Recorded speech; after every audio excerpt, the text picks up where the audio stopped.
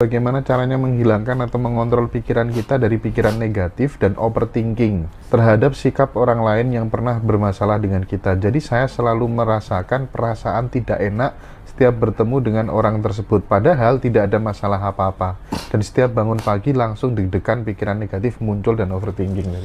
Gimana tuh Mas? Nah, ketika kita berusaha melenyapkan pikiran negatif, ya pikiran negatifnya enggak lenyap. Itu kan malah melawan nih Mas Riko ya? Malah melawan.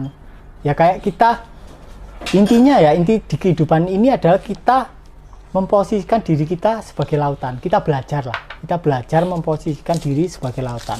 Nah, sifat utama lautan itu apa sih? Mengasihi dan mencintai semua ombak kan. Semua tayangan kan. Ya otomatis ya kita harus bisa mengasihi apapun pemikiran yang muncul dan perasaan apapun yang muncul. Nah, kalau kita nggak bisa mengasihi pemikiran kita, ya kita nggak mungkin bisa mengasihi orang lain. Otomatis kita juga nggak bisa mengasihi pasangan kita. Kalau kita basisnya berusaha melawan, berusaha mengendalikan, ya otomatis kita secara tanpa sadar kita tidak mencintai pasangan kita, tapi kita berusaha mengendalikan pasangan kita. Dan ketika kita berusaha mengendalikan pasangan kita, maka kita berusaha kita mengubah suatu makhluk hidup yang sangat indah menjadi sebuah boneka yang mati. Ya kan?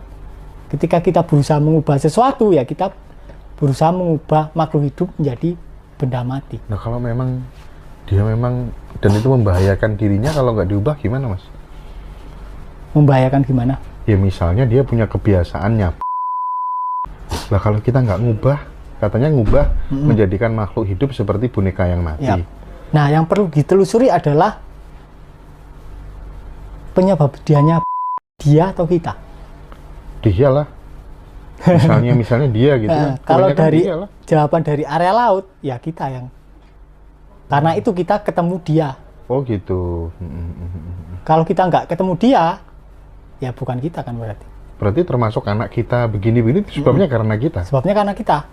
Nah, karena kita nggak ngerti, akhirnya kita berusaha merubah anak kita.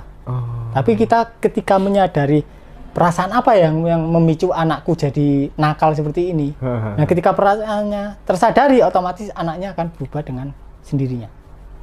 Intinya apapun yang dihadirkan semesta adalah simpanan dari emosi kita. Simpanan dari samskara kita. Yap.